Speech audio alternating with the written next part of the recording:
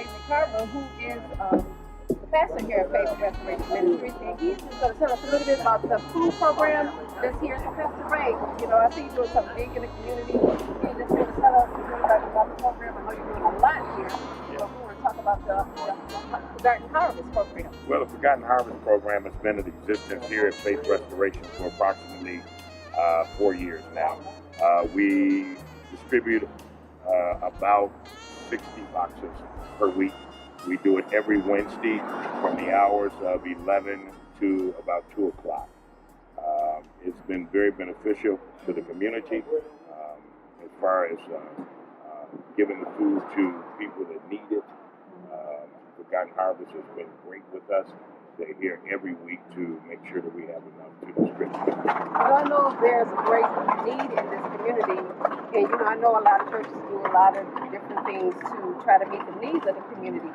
But one of the things that drew me to your ministry, which of course, my sister attends here, right, and was that you have the homeless program where you go and you get the people out of the shelters. So, can you tell us a little bit how your vision of what you're trying to do in this community? Well, my vision is everybody is somebody. We don't discriminate. We don't look down on us. We don't frown upon anyone. We believe in making men again. So what we do is we go to all the treatment centers, AFC homes. We go to all the shelters. We go to as many places as possible and pick up any individual that wants to come in, and we mentor them, not only spiritually, but also in the natural as well. We feed them, we clothe them, we provide some type of housing if we can. We see to their education needs. We do everything that we possibly can do on a minimum amount of income, right, which basically is zero. We operate on faith. Yes, and just the name of your ministry is, we know this is a faith move that you're doing. So what we're going to do now, we're going to go in, we're going to see, some of the people that's involved in the ministry and what you're doing. So we'll be right back. Okay, thank you. Thank you. The braiders of African kings and queens can now be your very own. Call Cinna Braiding now, 734-444-4162. Straight from Africa to your own backyard. With our superior French lock technique and no tight pulling on your scalp, your hair will be beautiful for months to come. Specializing in zillions, invisibles, kinky twists, full weaves, and a full line of African Easy Silk products. Fast, friendly, and professional service. Cinna Braiding, 734-444-4162. Experience the difference.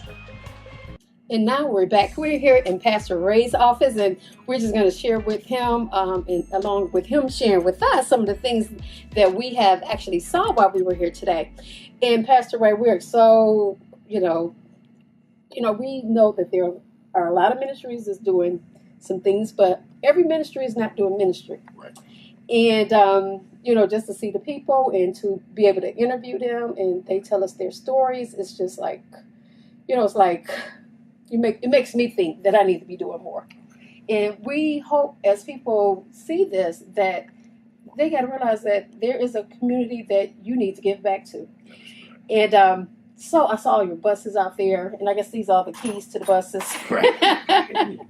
And so, Pastor Ray, your vision, kind of tell us a little bit about your vision and what you see in this community. In this community, I see it coming back to even greater than what it once was.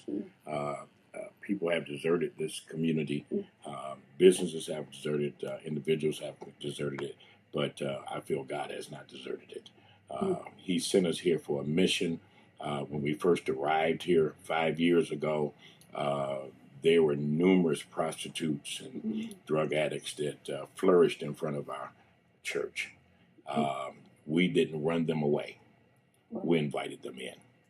And a lot of them have been cleaned and saved. Some of them are ushers now. Some of them are deacons now. There's a motorcycle club next door. We just had an event with them 2 weeks ago where we all gave away over 200 book bags and fed probably over 500 people and had various things here where the other churches that were here previous to us, they would not affiliate with the motorcycle club. But they need to be saved as well. So This ministry that you're doing, we know it takes money. I mean, I know those buses need gas, and I mean, where you get any funding, or this is, the Lord just continue to bless and provide, yeah, I'm a heating and cooling contractor, and the majority of my money goes back into the ministry. We don't have any outside funding. We do have a 501c3. We don't have any grants. We don't have anything of that nature. It was a strict policy of mine not to initiate this ministry with grants.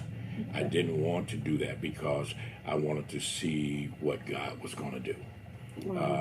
I saw and I witnessed ministries that operated off grants, and when the grants dried up, so did they.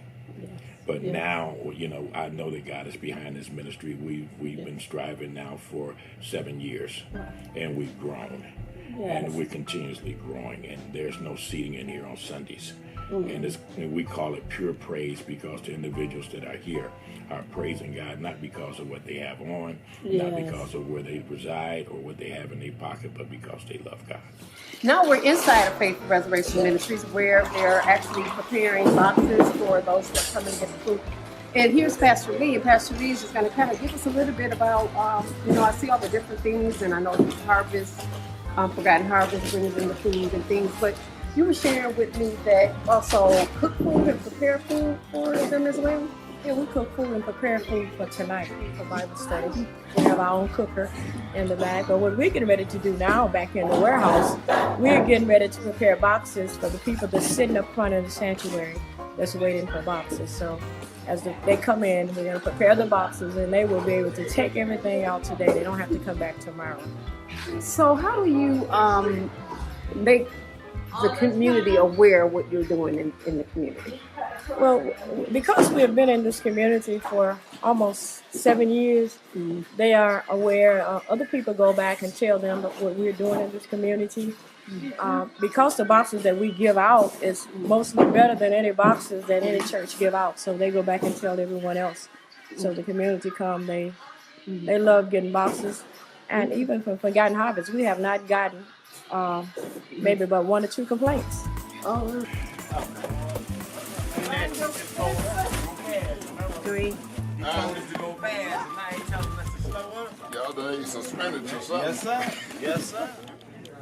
so you're telling us about this young lady that's part of your ministry, and We were able to encourage to put herself in treatment and to get herself together. And now she's look looking at her. good. Yeah, And she's that still big still striving to go Yeah. forth. whole year. a whole year. Yeah, last Awesome. month on the 22nd was a whole year, and it started from listening to her and her voice and the words she was speaking. It just, I don't know, it just touched me, and I just said no more. All right. So how long were you out on the streets before? I have been on the streets for like 15, 16 years.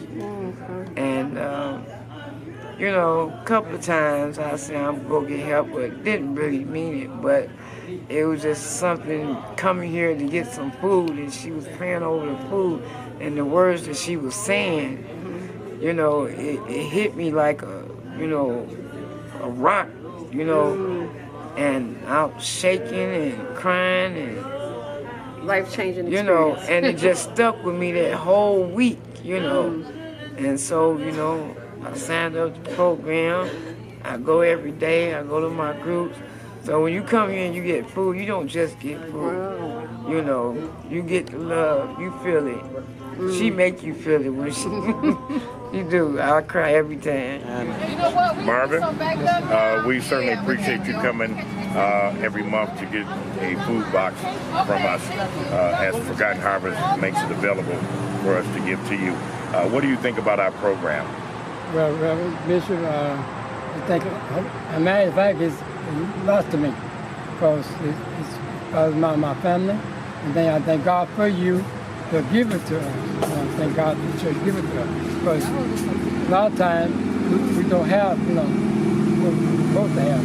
Right. The thing about it, I will have it in God's hands. Lord, let me go get what I'm supposed to get. the Reverend been nice to me, been good to me since I've been knowing him. He's been good pastor. And I love him and think about that. Even my own pastor loved him, because I told him about it. You know, so that's what I think about it. Okay. Really nice. So how long have you been coming here approximately? Well, I could say about, it's been a while since I've been coming in. Okay. A little over a year, probably. Something like it, yeah. Yeah. Okay. Yeah, and what we try to do, Marvin, is we try to let the individuals in by 10 o'clock. But if the elements are bad, whether it's snow or rain, we let people in immediately. And how does my staff treat you? Well, it's just beautiful. Okay. Hi, this is Mother Daniels. Mother Daniels come here to Faith Restoration, and maybe once a month or whenever it's needed to get her a box. And Mother Daniels gonna tell you a little bit about how this community have helped her, how we've helped her by being in this community. For me, Faith Restoration has truly been like a beacon of light. It serves the people and it serves them with respect. You can come once a month and get a box. And for me, it helps meet needs that may not ordinarily be met. Because I know this summer, vegetables were extremely high. But here I was able to get greens that in the store were like $1 a pound. I was able to get cabbages and vegetables, meats and things that really helped me. Because I hate to say that it's a fixed income, but in a sense it is. So it meets needs. Now we're here with Sister Linda, who is actually a member of the church, and she has been a part of the church for how long, Sister Linda? I've been here approximately 4 years. 4 years. So actually, Pastor Ray was sharing with us that the program actually started 4 years ago. About 4 years ago. So can you tell us a little bit about, from when it first started to up to now? Okay, well, when it first began, it was kind of like very confusing, but because we had to put the program together, so eventually we got it into a database. Now we have the people come every 30 days. They're eligible every 30 days. The only requirement is they have the proper ID and anybody is serviced. Okay.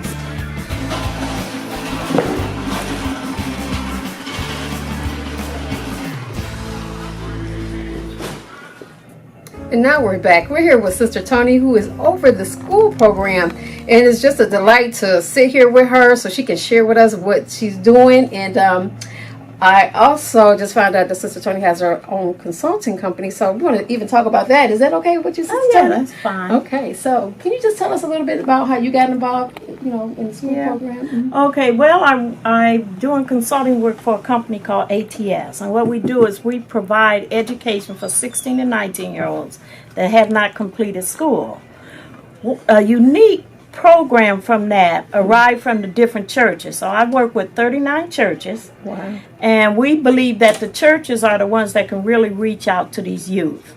As we know, the more youth we get out off the streets, the safer our community is. So Restoration Ministries is one of the churches that we work with. So what we do is provide them all the marketing, provide them the marketing materials, work with them to get kids signed up, 16 and 19-year-olds. We provide them not only with the schooling if they want to go to a brick and mortar schools, but if they want to do their work at home, we provide them an advocate, a computer with the internet. Oh, wow. Okay, and also give them $500 once they graduate. And we've graduated 500 students in June. Wow. So we're excited about that. I know it is an exciting thing what you're doing because, what we really see that's going on in the communities and, just over this, I'm just saying, maybe the last 5 years, maybe even 10, that they were saying how a lot of kids are dropping out of school. So your program kind of encouraged them as well to just, look forward to staying in school as far as, that $500 scholarship, that helps. Mm-hmm. And we know a lot, because of the community, we know that, the poverty that's in the neighborhood. So a lot of parents Right. They might not have graduated from high school, so it's just that vicious cycle. Right. So how do you, as far as the parents, are you getting the parents Well, what involved? we're doing is, matter of fact, I was just out there signing some up because after speaking to the president of ATS, we've come to a conclusion that we need to also educate the parents. Yes. So we are working on starting a program for the parents where they can actually go into one of the brick and mortar schools and in the afternoon, and we provide them with a program for a high school diploma. Now, we're not talking about a GED. Okay. They actually get a diploma, the same as their kids would get. And we will give them $500 as well to continue on. So our goal is to get them back into the education field where they start feeling good about themselves and see the tears in their eyes thinking that they never would have done it. Right. It just does me so much good. So I'm excited about that. Well, we thank you, Sister Tony, for, sharing even your testimony is just, awesome. And, I grew up in this community as well. And to see people like yourself and Faith Restoration is doing what they're doing in the community is just awesome. Right. And so, I just want to thank you and I wanted to commend you. Okay, and, well, I want to thank you for selecting them because I know what they do here. Feeding them, talking to them, pastoring with them.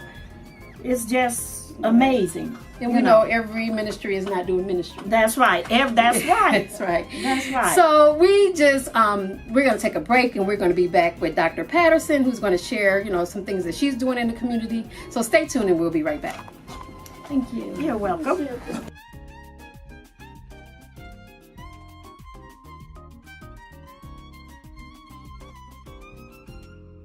Now we're back here with Dr. Grace Patterson, who's going to just share with us about, her being involved with Faith Restorations. And I'm so glad you took out the time to, be here today. I know you were coming for support, but we kind of ambushed her a little bit, but she's just so, she's not mad about it, but I just really want to share what she's doing in the community as a doctor and what you see happening in this community, even as you're out there, visiting patients and trying to encourage them in their health. Well, I just want to say thank you for having me. It's an honor. Well, what I normally do, I should say that I'm more traditional instead of say I'm not a traditional doctor, but you remember doctors used to visit homes. Yes. And they used to give them chickens, give them vegetables, and believe it or not, sometimes family members do give me food. Right.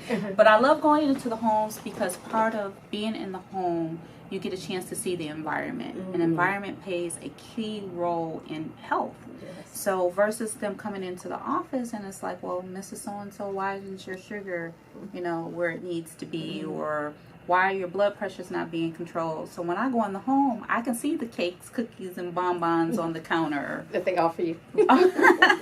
or like my legs are swollen, and I can see the little yellow mellow bottle right next to the recliner, I would not get that if they came to me in the office. So it allows me to be able to give better quality care by seeing the environment and they listen. And then the next time I come, either they put them in the cabinet or in one case, this one guy, he started out with a big bundt cake. Next time I come, it's smaller. So you get a chance to see the progression because you can actually speak to the situation instead of guessing most oftentimes if we do in a traditional office. So, Dr. Patterson, what encouraged you, or I say inspired you to go in this field, especially working in our community? I can't talk about that without talking about faith for a minute. I'm saved, by the way. And so sometimes God will push you into your promise or push you into your blessing. I wanted the traditional office. People ask you where your office. They don't ask you nowadays, will you come to my home? So it's the prestige kind of thing. But I worked for other people. I've done a myriad of things. I covered nursing homes. I worked in urgent care. I worked in other people's offices, and I ran other people's offices. But at the same time, I was doing this on the side. And for whatever reason, at one point, it just was light bulb just went off in my head. And it was like, well, why am I giving all this time to people who, number one, who don't want to treat people the way that I want to and give the care that I want to give? and I was constrained and restricted. And so, and I felt not appreciated. So it just was like a light bulb, and I know it was nothing but the Holy Spirit said, well, the time that you're giving them, you can build in what I've given you. Yes. So, but I was holding on to that job because it was a steady check. It was a steady check, but that wasn't faith. That wasn't faith. Right. So I had to let it go, and ever since then, I haven't looked back. And you know, we were talking prior, and you were sharing with me, you know, how you're, you know, educating them as well as far as natural health as well. And I know that, you know, there's times that prescriptions have to be written, and there's times that there's other alternatives. So, you know, kind of share with me, you know, what you said as far as you're more so you're not really pumping them with a lot of medications. Right. Yeah. So when I first go to see, like I think I shared with you, I'm trying to get away from the paper, which is the script, because most oftentimes when I go in, they're on 10 medications, and I'm like, when have you heard of anybody being on 10 medications saying I feel good? Right. So first thing that I do, I go through all that list, and then I have this little computer thing where I put the drugs in to see if there are any interactions, and if there is, I say you don't need that, or I try to assess where they are to see even if they're taking them. That's another issue, and then do they even know what they are? And most oftentimes they don't. So then on the bottle I write, this is for blood pressure, this is for cholesterol. And then what I also do is I understand for every medication that someone is on is depleting them of a nutrient or of a vitamin or whatever. So at the gate, they're on I'm putting them on a vitamin. Okay, I know it's an extra pill or whatever, but I'm putting them on the vitamin because I know they're depleted. Yes. And so the next step that we do, if I have someone that has a diagnosis of diabetes, because I try not to label them with things because of my faith. Yes, yes. So I try to give them natural things. They have cinnamon in their cabinet. That is excellent for controlling sugar. That's something they may not have to buy or anything like that. And then there's another mineral called chromium. If I tell them that, do you know when I come back, they have it. They'll go to the drugstore and get it. And when they get those two things together, when I come back, their sugars are better controlled. And then again, I can go in the house and see what they're doing. Yes. So I come back, like I said, hopefully they're really doing what they're supposed to do. But the numbers don't lie when we do the lab work and stuff like that. So I try to incorporate, because I don't believe people should be forced between the two. Because let's be realistic, to be healthy and to go the natural way, it's more expensive.